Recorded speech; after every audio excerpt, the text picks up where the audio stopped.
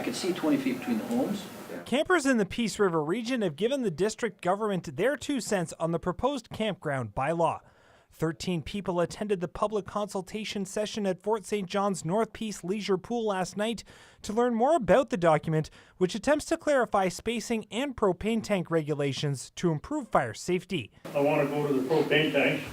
For the most part, the discussion was productive. I think with some tweaking and some changes, it's a very good idea. I'm always for regulations because, I like to operate safely anyways, even if I'm not told.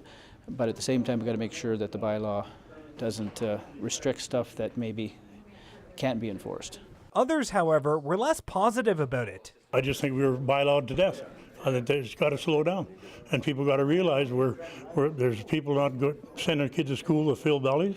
We're not sending them to school with the proper lunches. People can't go to college, and they keep adding on more bylaws and more bylaws and more bylaws. And I think it's got to stop. The meeting was the second of 3 sessions, with the first coming on Tuesday in Chetwynd. Officials say there were some common concerns expressed at both.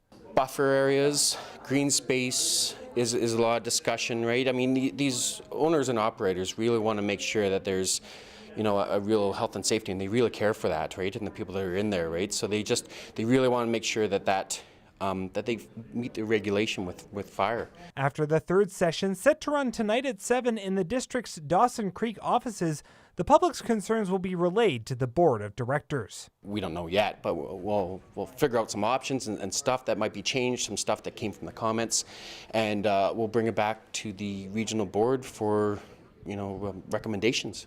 Casey says that while the goal is to get the regulations in place in time for the camping season, he is unsure of how long it will take to finalize them.